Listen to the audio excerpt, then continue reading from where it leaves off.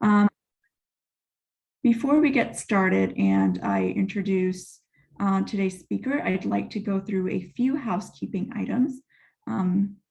So we will be sharing the slides from today's presentation, as well as a link to the recording in a follow-up email. We'll also be sharing a brief, less than 10 question evaluation in the chat towards the end of the webinar today. And as always, would appreciate if you could take a few minutes to complete that. Your feedback is always very helpful in informing our future programming. We'll also have about 10 minutes after the presentation today for Q&A, and we encourage questions to be submitted either via the chat, or you can unmute your lines and ask any questions. And lastly, just a reminder to please make sure that you are muted and your videos are turned off during the presentation. Next slide, please. So I'm very excited to introduce today's speaker, Dr. Timothy Gaulton, who is an assistant professor of anesthesiology and critical care at the University of Pennsylvania. Dr. Gaulton completed his residency at Brigham and Women's Hospital, as well as a critical care anesthesiology fellowship from Penn. His research focuses on functional recovery and injury prevention after acute illness. And today specifically, he'll be presenting on the topic of preoperative sedative use and outcomes after surgery. And with that, Dr. Gaulton, I'll hand it over to you. Thank you very much.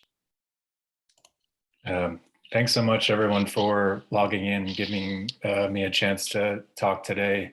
As I said, leading up to this, that was my picture during COVID, and hopefully I look a little more refreshed now. I'm Tim Gaulton. I'm an assistant professor at Penn, and I'm an anesthesiologist and primarily a intensivist.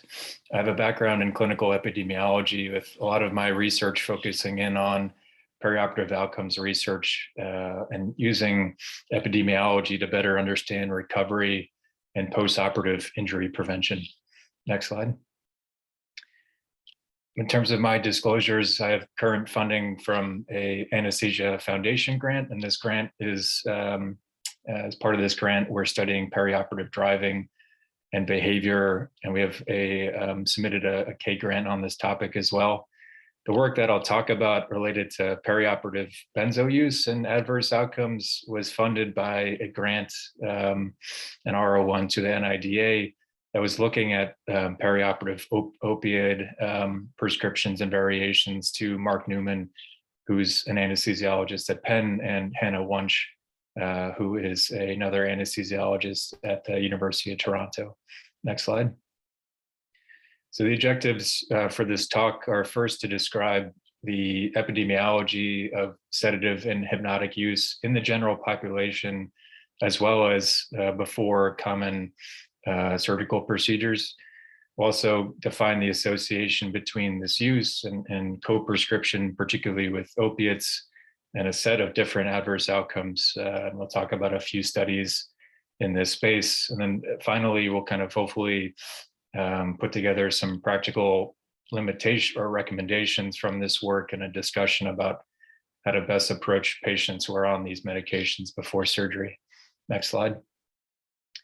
So what are the sedative hypnotic drugs? For this talk and for a lot of the research that has come out from this space, we'll focus in on benzodiazepines and non-benzodiazepine GABA agonists. These are called Z drugs for the purpose of being used for insomnia. These are the most common medications in this category. We won't talk about other less common drugs such as barbiturates or other drugs that have sedative effects like anticholinergics, and instead focusing on these two categories.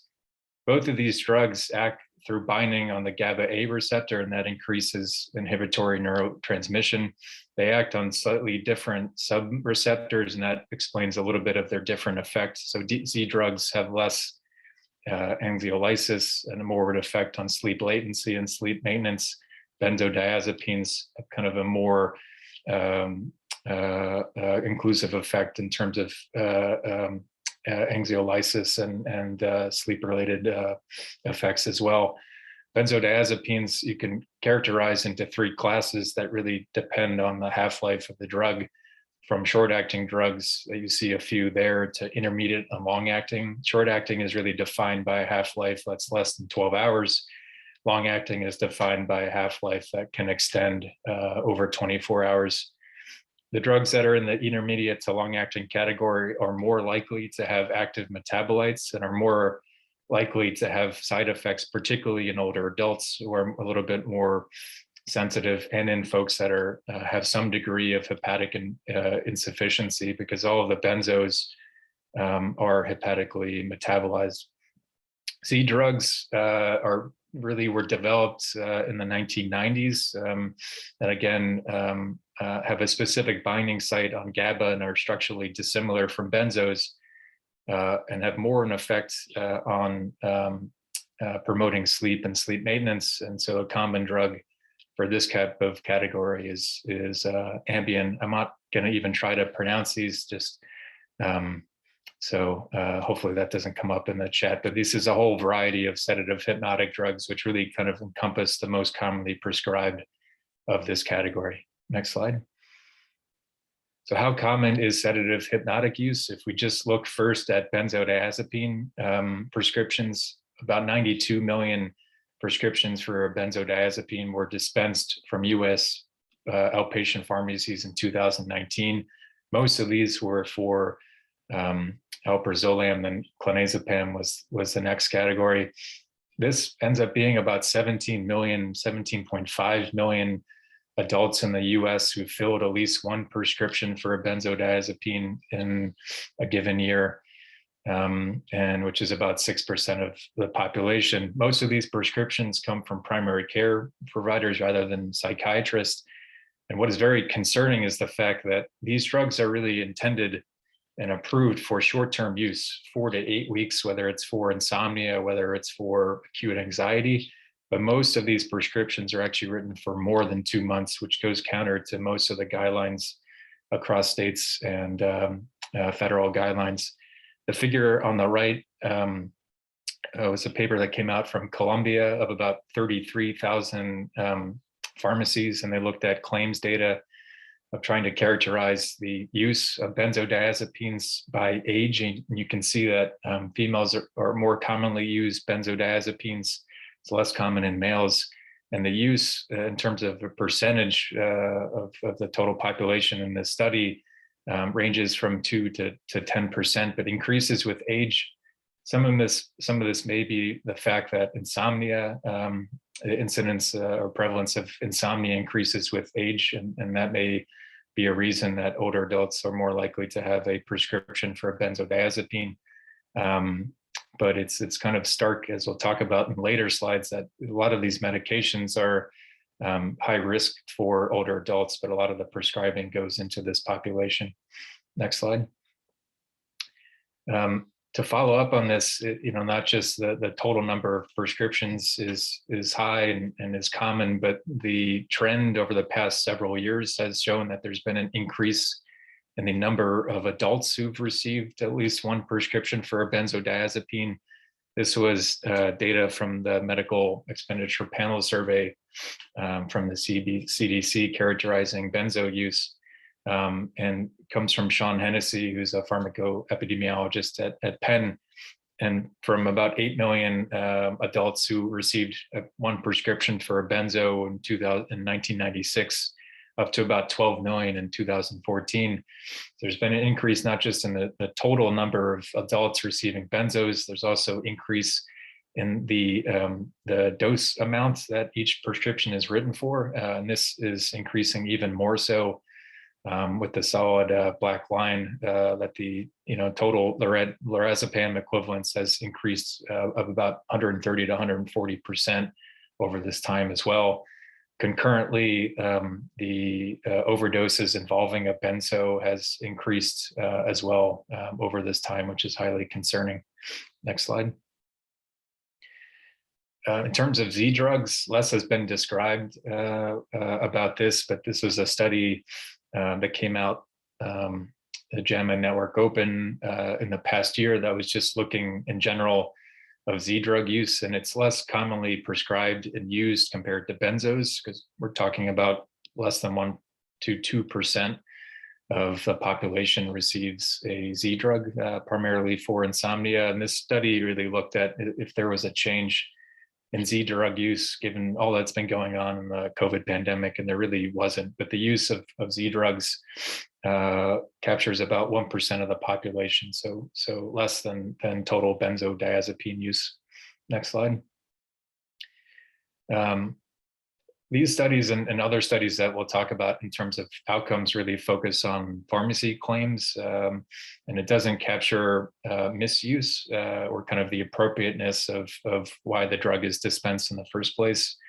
This was a study from another national survey on drug use and health that characterized the use of benzos and their misuse as well. And misuse can fall into anytime you're using a drug that is not intended to be prescribed, or if you're using it and don't have a prescription.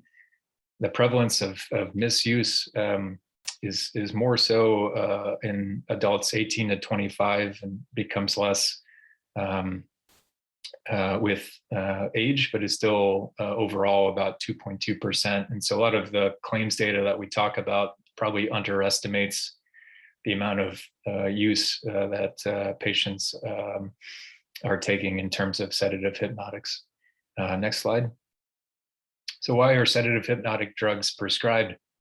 I'm obviously not a psychiatrist, and most of my time is in the ICU, but it's fascinating to read this kind of stuff because we see how far off we are in terms of prescribing and what's actually approved.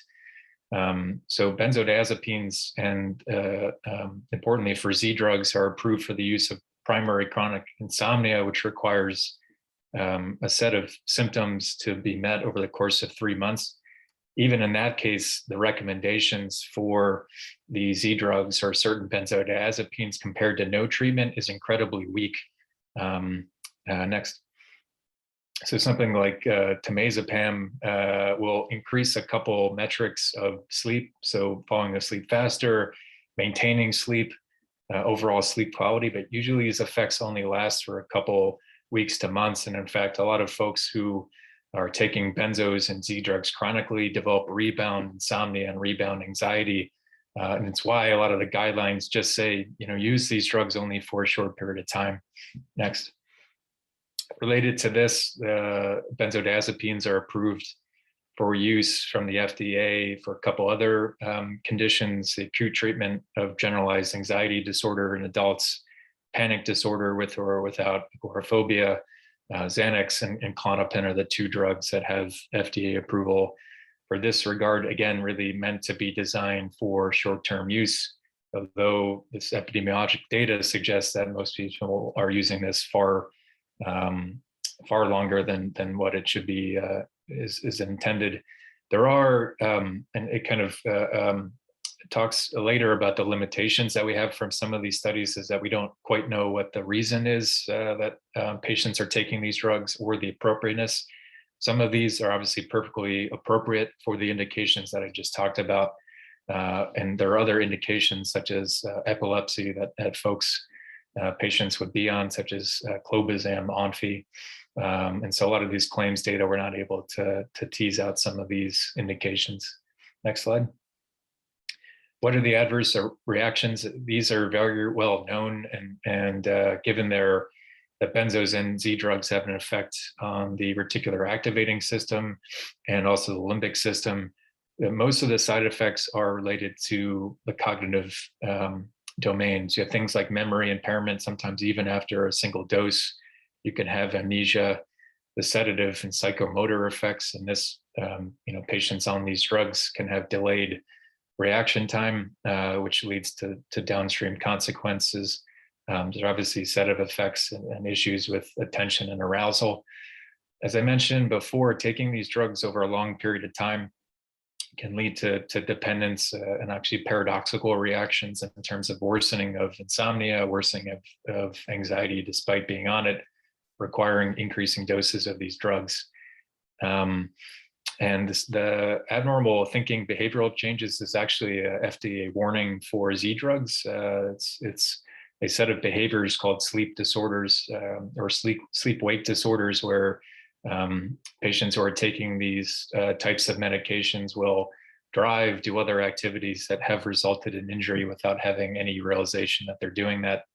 And then importantly, which is a lot of the theme of the talk, is that there are a significant amount of drug interactions that happen particularly with opiates, and might be one of the addressable issues that we can do, at least in terms of post-operative prescribing. And so there is a very strong black box warning from the FDA about a serious risk of injury, as well as cardiac arrest and death, when you combine opiates, whether it's in pain medications or cough medications, with benzodiazepines.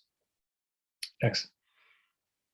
There are other downstream adverse effects. A lot of my work recently has been on motor vehicle crashes, and so we've been interested in this area a lot, particularly what the post-operative risk is. But when you have cognitive effects and when you have delays in reaction time, and you go out and drive or try to walk, this results in a potential increase in motor vehicle crashes, although some of this data is a little hard to tease out in terms of disease and drug about what's truly driving the risk that we're seeing. Falls and fractures. This has been more notable in older adults, but these are a lot of the downstream consequences, even with single use of these drugs. Overdoses we'll talk about extensively in the next slide, but particularly with co-ingestion of benzos and other opiates, whether those are prescribed or whether those are illicit, is concerning. And then abuse, dependence, and tolerance, just like opiates, there's a potential for this with benzodiazepines. It's why they're a controlled substance, even Z drugs as well. Folks who have a history of substance use disorder, those who are taking higher amounts and for longer, are more at risk of abuse, dependence, and tolerance. Next slide. The data that comes out from the CDC is incredibly fascinating, and they do a good job of recording a variety of data, particularly those related to poisoning and overdoses. This was data that came out last year, the year before, looking at overdoses involving benzodiazepines based on toxicology. This figure is showing benzodiazepine overdose deaths, and the number on the left and the blue shaded bars show those related to illicit benzo use, and majority are deaths related to prescription benzos, but at least related to deaths, these almost universally occur when there's co-prescription, co-ingestion, with that top dotted line of opiates. And most of the opiate use is prescribed, but some of it also is heroin use. Some of it is illicitly manufactured fentanyl. This is not the case for non-fatal overdoses involving benzodiazepines, which is about 20% when there's co-prescription. In part, when you're just taking benzos, they don't, there are very few GABA receptors on the respiratory center in the brainstem. So even at high doses alone, you don't see significant respiratory depression. That occurs when you're taking opiates like mentioned here, potentially other things like the gabapentinoids, and also sometimes when you're adding in different classes of benzo can increase that risk. And this is data from about 38 states. So they do a very just fantastic job about kind of describing this at the population level. But as we saw before from data that had gone up to about 2015, you see even over the past from 2019 to 2020, there is a kind of an alarmingly increasing amount of overdoses related to benzodiazepines. Next slide. So the data from the general population with benzo use, as it is for opiates, is frightening. So obviously a lot of these patients present for surgery. How common is sedative hypnotic use before surgery? Kind of mirrors to some degree the use in the general population, maybe a little higher just given some of the patient characteristics. The timeframes differ, and I'll just highlight a couple of studies that we'll talk about later in terms of outcomes, but how you can define preoperative use. Our study that we looked at, that I'll talk about more extensively, used a time frame of 90 days, and all this comes from claims data in order to kind of get a large enough sample size to be able to tease out some of these interactions. There's pretty strong validity between pharmacy claims and pill counts. So some measure that the patient is actually taking the drug. And so we, while we are missing some of misuse or use from patients who've been taking it off label or without a prescription, it does a pretty good job of capturing most use. So less than 90 days, about 12% persistent use with that definition, about 2.5% intermittent use, which is less than 120 days prescribed, and less prescriptions, about 7.5%. And the perioperative use, and I'll get into this in a couple of slides, 30 days before to 14 days after in benzo naive patients is about 2.6%. So you will see these patients taking these drugs with some regularity before surgery. Next slide. The next couple of slides, what I'll focus on is the study that we published last year or 2 years ago. My mind has gone blank over the past 2 years, but in Annals of Surgery, where we use data from Optum. And Optum contains about 15 million enrollees across several US states, and it contains CPT codes, claims data, and so you can make a lot of these linkages to look at different drug effects in relation to surgery. It tends to represent older adults less than the general population, and also tends to underrepresent certain ethnic and racial subpopulations. But in terms of income and other measures of socioeconomic status, it's pretty comparable. And so Optum has been used for a couple of studies that I'll talk about, including ours that have looked at claims data and medication data. Next. And so those are two areas you're able to quantify surgery with CPT codes, look at comorbidities with ICD codes, and really provides a wealth of claims data related to medications as well. Next. So what we looked at is, in the landscape of knowing that opiates are used and that their patterns of use preoperatively and postoperatively may be harmful, we wanted to take a look at sedative use as well, because the side effects are somewhat similar, particularly in terms of their effects on cognition. And so we used data from Optum to take a look at about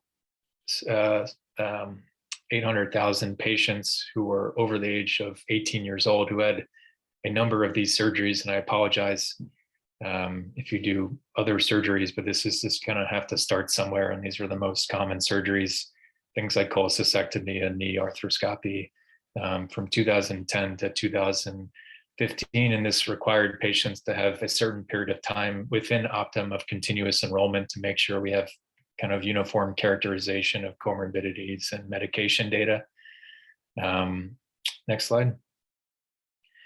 And what we looked at with the exposure, again, using claims, is just a prescription for a benzodiazepine or a Z drug. And those are the ones we choose. Those are the ones that are more commonly used in the general population. Within 90 days of surgery, that's kind of a commonly used time frame for acute health events and medications in general. Next slide. Our outcome, as any outcome is for a lot of studies, is a little bit made up, but we chose to focus on what we thought that the effects may be from using these drugs perioperatively. And we chose events serious enough to result in an emergency department or hospital encounter, more so because that's the only thing that we could quantify using this data set. And so we're unable to quantify injuries or other events that did not result in a healthcare encounter, but may still be impactful. This occurred just within 30 days that we looked, and that was our time frame postoperatively. And so the outcome included three things. One was a documented benzo or opiate overdose or poisoning, and the validity to using these codes is about 85%. Drug-related adverse events included 19 things such as aspiration or drug-related delirium. This is kind of a hodgepodge of outcomes, but has been used in a couple other studies looking at preoperative opioid use as well. And then given what we talked about before in terms of downstream consequences to taking these drugs, we also took a look in the next, the 30 days after somebody was discharged from the hospital for their surgical procedure. We looked at traumatic injuries such as fracture or dislocation. Again, using ICD-9 codes here has about 90% positive predictive value. So very good validity to using these outcome measures. Next slide. The study population, based on the demographics of Optum, about 75% white, 56.8% were women. The median age of this population was 57 years. Knee arthroscopy was the most commonly performed surgery in this sample at 23%. I think that's a gallbladder, but cholecystectomy, laparoscopic cholecystectomy was 22%. Next slide. What we saw when we compared these two groups, you would certainly expect those who take benzos and Z drugs, which is the group on the right, to have certain differences compared to those that don't take benzos and Z drugs. And so those that had a prescription filled in the year prior to surgery were more likely, as is in the general population, to be female, to have a diagnosis based on ICD codes of depression to be between 46 and 55, and to have had a breast excision for surgery. Those that did not have a prescription for a Z drug or benzodiazepine were more likely to be male, younger age, and have inguinal hernia repair. These are the most significant differences between groups. Next slide. What is very concerning, however, and may drive a lot of the risk that we're seeing, and why it's important to talk about this in in relationship to opiate use, is that those patients before surgery who take a benzodiazepine and a Z drug are more likely to be on an opiate. So concurrent opiate use is 56.2%. Antidepressant use is 45%, much lower than in the group that wasn't getting a benzodiazepine and Z drug before surgery. 30% roughly for opioid co-prescription, 13.9 for antidepressant use. And the total amount of drug dispensed in that year before surgery, or the 90 days, before surgery, in terms of morphine equivalents, is more than double in those patients receiving a sedative hypnotic. Next slide. So what are the adverse outcomes, again, in terms of the odds ratios that we're seeing and the associations between sedative hypnotic use and postoperative complications? Next. You can actually go through all three. The composite, it ended up being that overdoses and were not that common, which is good. And so we combine that with adverse events in general, traumatic injury and composite outcome involving both of these. The odds ratio, when you look at benzo and hypnotic use on average, is not very high, but it is statistically significant given the size of the population. So the relative risk, as we'll talk about in a couple other slides, is not that large, but when you take this for the millions of surgeries that we do in the US, it can be very impactful. Next slide. We looked a little bit more specifically about what the effect or what the association was between each category of sedative hypnotic use. And so Z drug, surprisingly, had the highest odds ratio, 1.18. Next, and then compared to short acting and intermediate acting, the risk was a little bit lower. Long acting was even less and actually becomes non-significant. So characterizing this in general is very helpful to see that Z drugs, in fact, may have a higher magnitude of association between their use preoperatively and then adverse outcomes after surgery. Next slide. And then next as well. If you look at, which makes sense for a number of reasons and also kind of fits in from what we saw in the general population, if you're just taking one class of benzodiazepine or Z drugs, your risk of these outcomes is less compared to if you're taking a prescription for more than one class, which again is really goes against most guidelines that folks recommend in terms of the use of these drugs. Next. And really, the take-home point of the talk, and also what we kind of discussed in the paper, is that when you just look at the average effect of benzo and Z drug use alone, it's not that, it's very, very modest. And when you combine the two, and so if you look at folks who before surgery were taking a benzodiazepine or a Z drug and an opiate, the risk is much, much higher. In fact, there is an interaction here. So there's an additional effect just beyond the additive effects of taking both. This is very, very impactful. And I think the one thing that we may be able to at least modify, potentially preoperatively, but maybe even so postoperatively. Next slide. So does patient age matter? What we found was, as in almost every study with perioperative outcomes, older age is a predictor of the outcomes that we found in this study, but there was an interaction between age and benzo use, meaning that the odds ratio between benzo and Z drug use and adverse outcomes was the same between individuals who were less than 65 and those that were older. In fact, those that were less than 65, the odd ratio was a little bit more, the magnitude was a little bit higher. We've seen this from analysis of the work that we're doing now with driving, is that the risk of car accidents is a little bit higher in folks that are younger, and it is very complex, and I can't talk about causality in this, but what we found, at least in the driving, is that older adults are more likely to self-regulate their behavior, more aware of these side effects, and potentially that mitigates a little bit of risk in the post-operative setting. That being said, these drugs, the benzodiazepines and the hypnotics, the Z drugs, are listed in the American Geriatric Society, their guidelines and recommendations for drugs that are potentially inappropriate to use in older adults. And the potentially inappropriate use is important because some of these drugs are appropriate to use.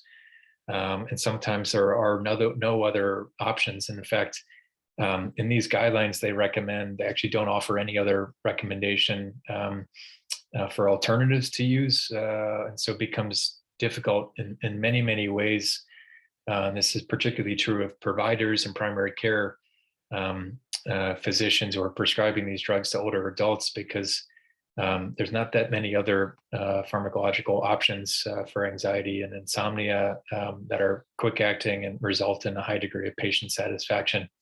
Nonetheless, you have to be mindful, and this is maybe more true for inpatient and postoperative use, about thinking through the decisions you're making about benzodiazepine and Z drug prescription, because they are linked to a number of downstream effects that we just talked about.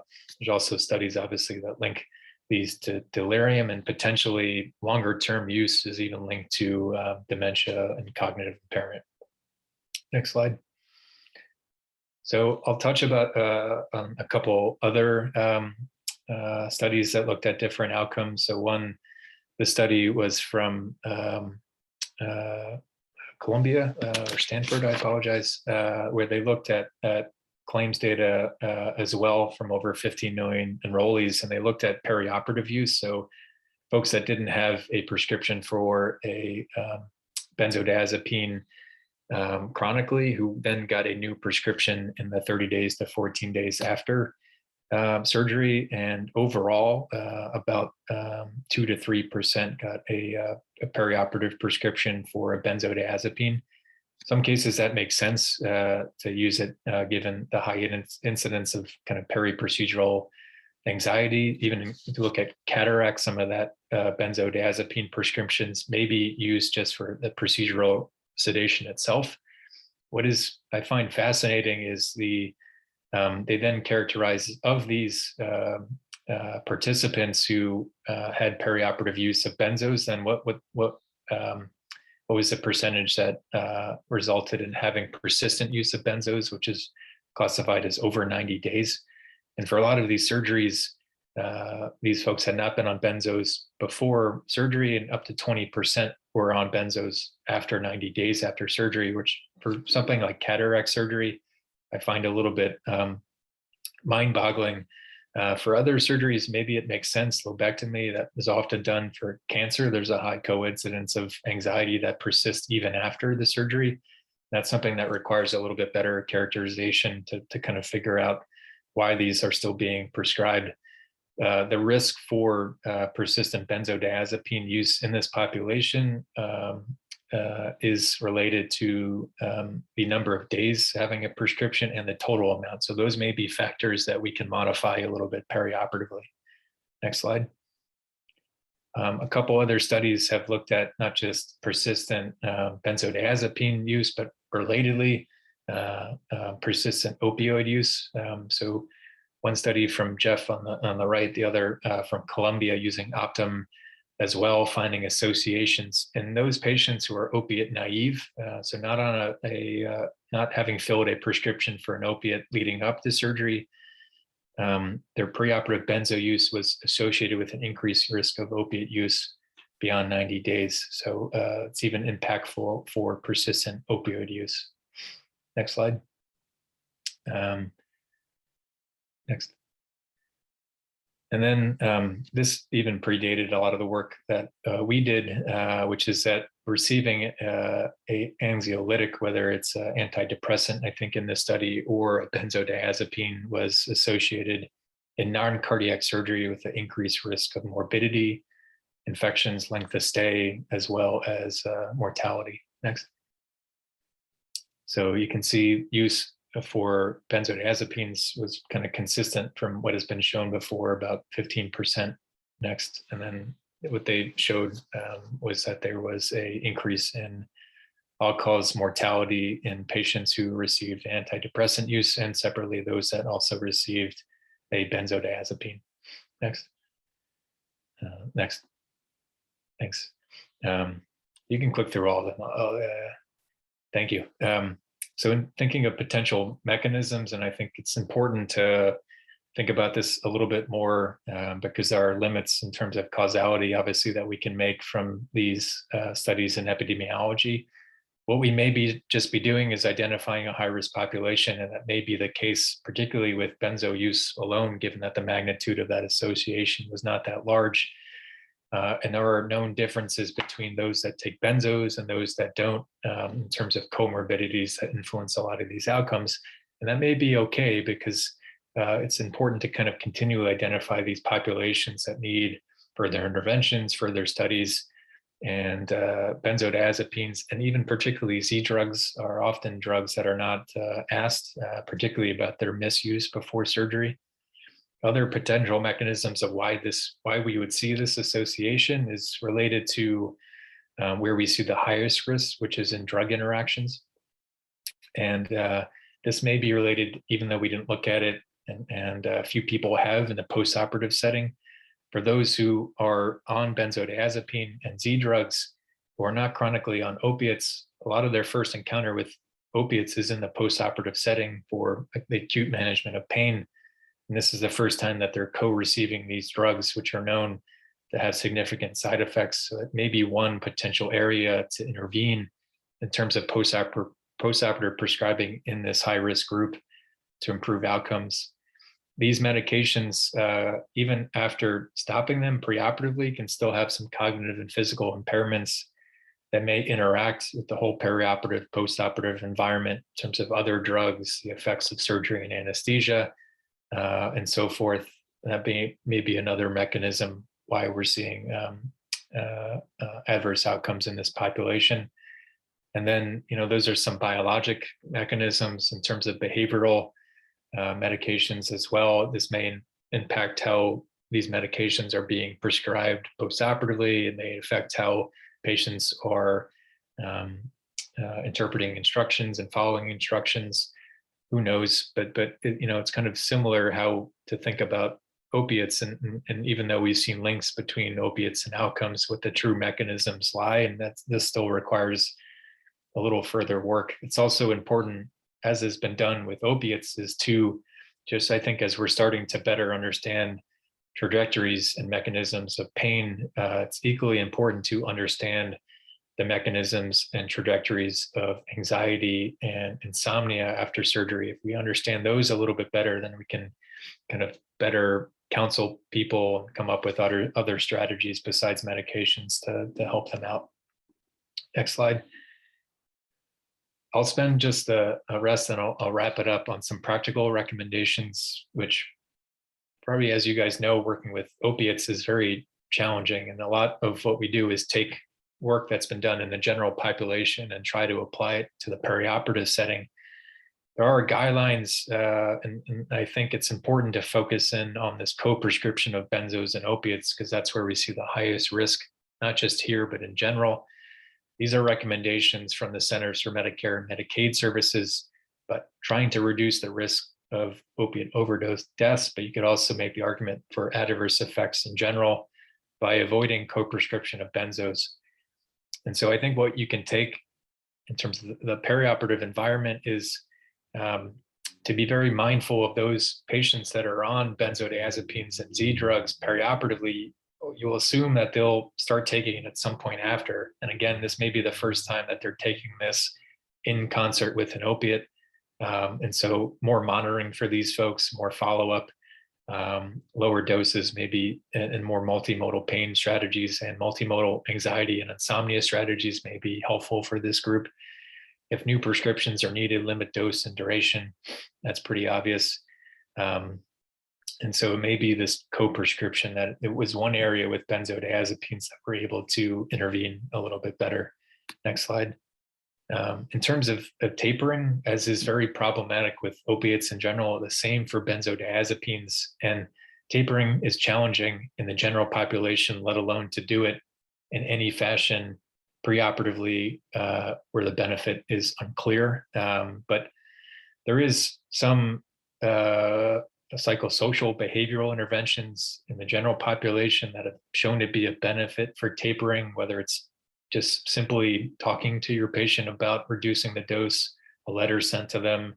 Some more extreme examples of cognitive behavioral therapy, motivational interviewing may be beneficial. But the consensus is really that this tapering takes time, takes months to do it effectively, and also to avoid withdrawal. To do that in a preoperative setting for many, many reasons is particularly challenging. And there are some lessons that you could take from opiate tapering. There was a paper that came out from UCSD, I believe, in JAMA in August of 2021, where there had been anecdotal reports of folks who had been on chronic opiate therapy, who had undergone tapering, who then had suicides from opioid use or mental health crises. And this paper in JAMA in August quantified this using observational data and found that in folks that were on chronic opioids and who underwent tapering, there was a higher rate of mental health events that resulted in hospitalization, overdoses that resulted in hospitalization compared to those adults who did not undergo tapering. And so tapering, we can make a conclusion that these drugs are not great for most people to be on. But it's a hard leap to make then to say, well, we should taper, particularly to do that preoperatively, because we really want to be mindful of withdrawal, other side effects, other unintentional side effects that we haven't yet considered and that we're starting to see now more with opiates. Next slide.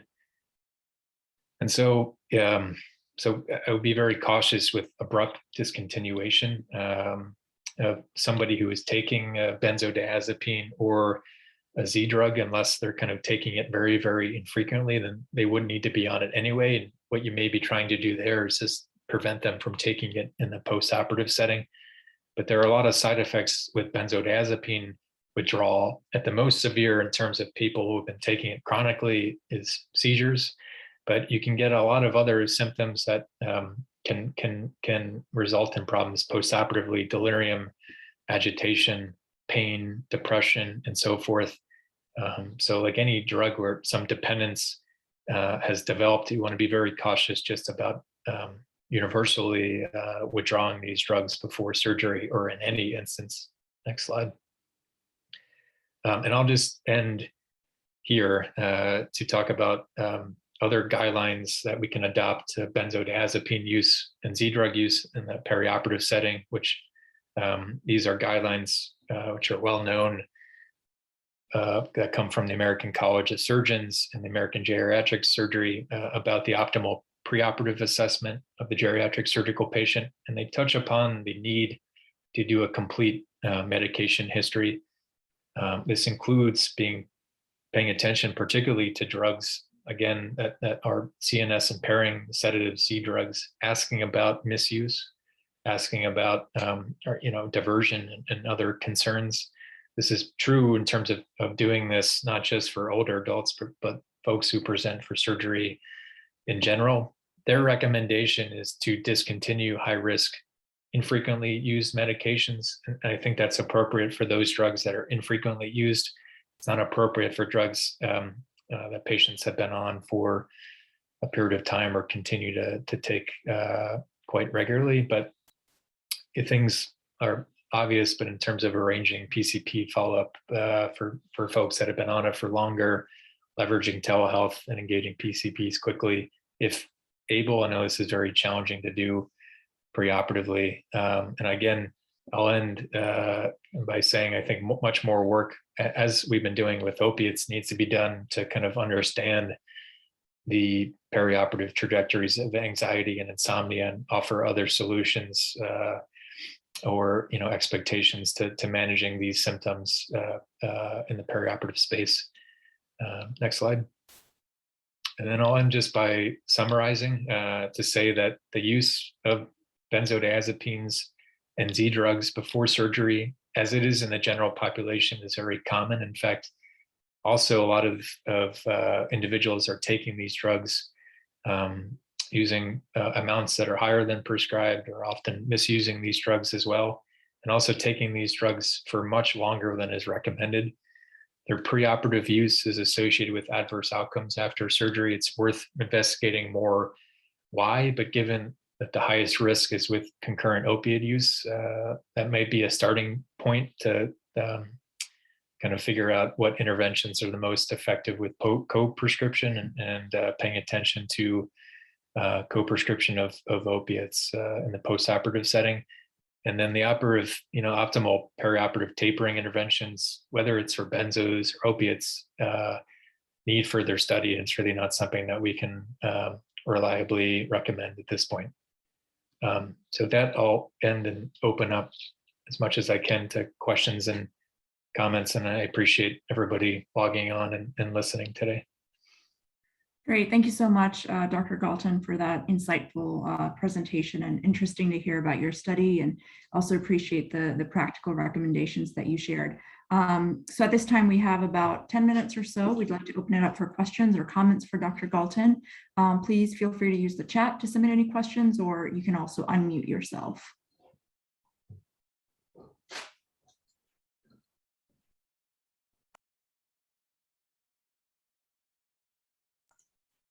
Yes, Dr. Pitt. Tim, this is Henry Pitt. Thank you for an excellent presentation. A comment and a question.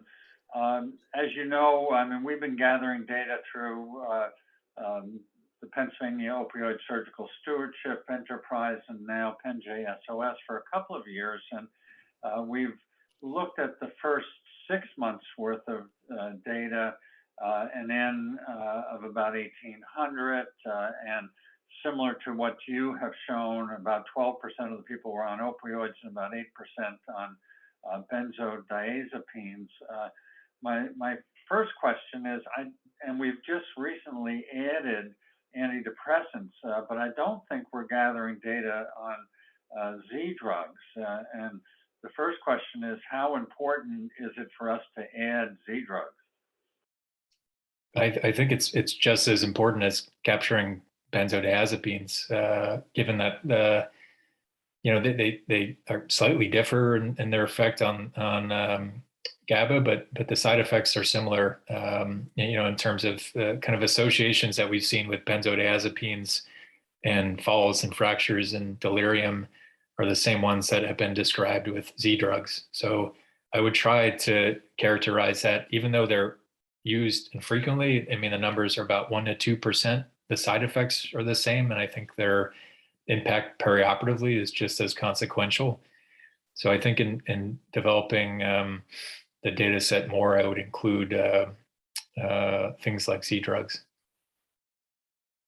Thanks for that. And, we've begun to do the analysis on the first 6 months worth of data, and the ends are relatively small. We've recently focused on just the abdominal operations and have an N of around 1650. And clearly there are associations with the opioids and short-term surgical outcomes. We have not been able to prove that with the benzodiazepines independently in a multivariable analysis. One of our questions is, are the N's too small? But what's out there in terms of the literature and benzodiazepines impacting short-term surgical outcomes, overall morbidity, serious morbidities, those sorts of things?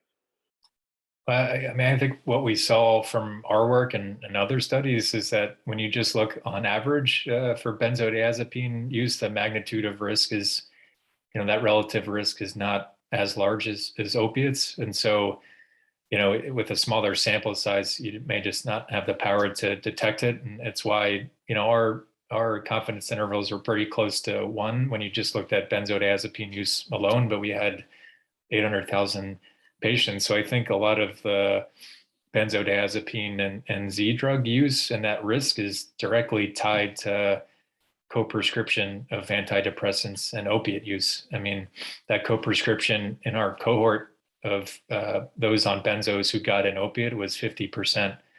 And I think that drives a lot of the risks that we're seeing. I think the risk of benzo alone is small, but that co-prescription is very impactful.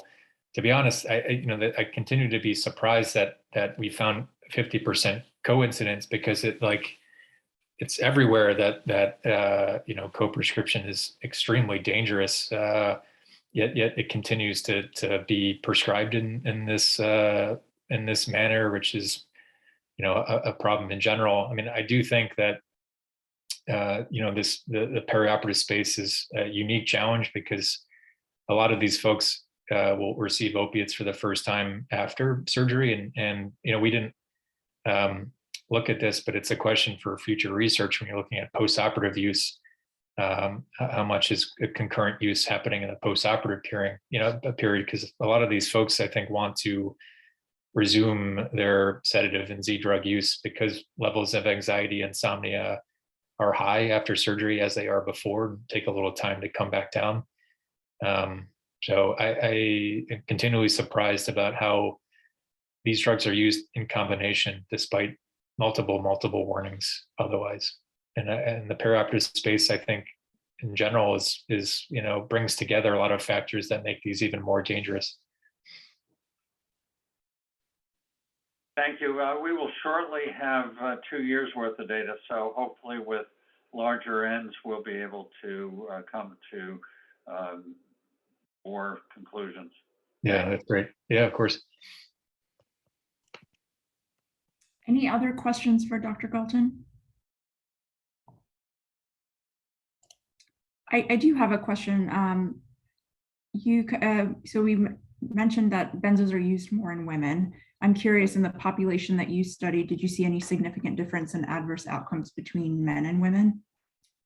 It's a good, I don't remember, but I can't remember, because we looked at, as part of the analysis, separate of use of these drugs, looking at risk factors for outcomes in general. And that's, as is the case for any type of surgery, older adults are more at risk. I don't think we saw any difference gender wise. And I think that is consistent with a lot of other studies, that there's not major gender differences, I think, in outcomes. I don't think we saw that in our study, but I may be wrong. At least it wasn't like a very big association. That's why it's not coming to mind. But Thank you. The patterns of use by sex and gender is very, very fascinating too, and mimics a lot of what we see in the general population.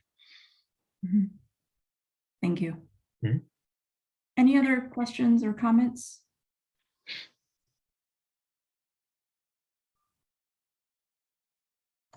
All right, I think, and then we just get a few minutes back then. Once again, thank you, Dr. Gaulton, for presenting today, and everyone for joining today's webinar. Just a reminder, we will be sharing the slides and the recording in a follow-up email, and I'll also share Dr. Gaulton's paper that was published. As you can see, Pam has shared a brief evaluation link in the chat for you and would appreciate your feedback as always. So everybody have a great rest of your afternoon. Thank you very much.